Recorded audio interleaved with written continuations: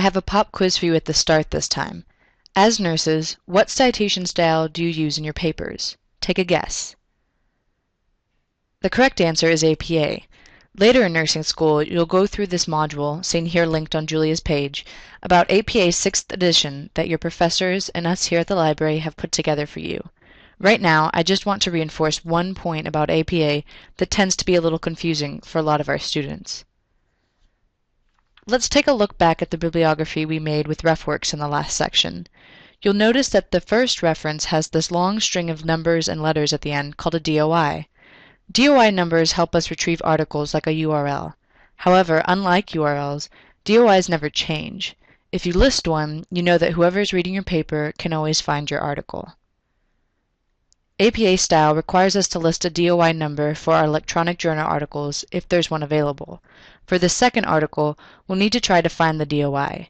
If we don't see the DOI in CINAHL, there's one other place we can check. Let's go back over to the nursing resource page. And I'm going to click on this link under the section Delicious to view Julia's Delicious Tags page. From here, I'm going to click Tags to find the tag called DOI. We're going to choose this first resource called crossref.org. This will take you to Crossref, where you can look up the DOI of an article.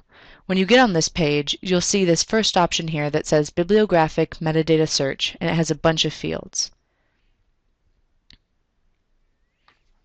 We are going to ignore this option and scroll down this page until we get to the second option called Search on Article Title that only has 2 fields.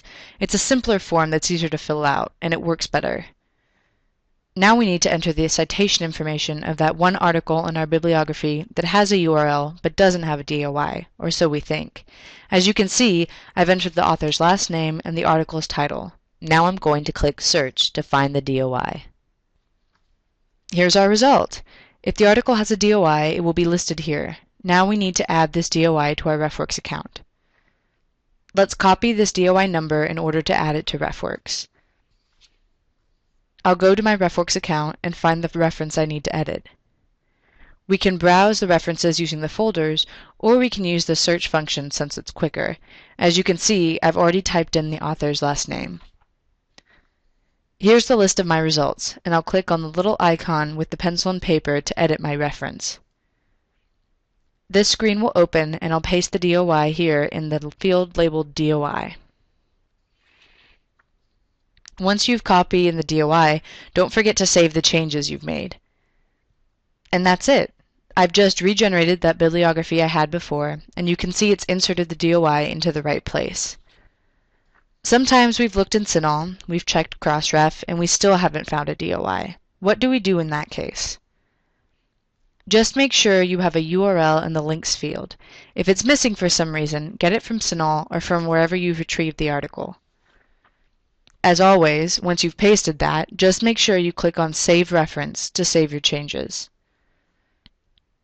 Now I've regenerated the bibliography using Refworks, and we can see that the first article that didn't have a DOI has a URL at the end of the reference instead. However, I want to reemphasize that if we do have a DOI for an article, we want to use it instead of the URL.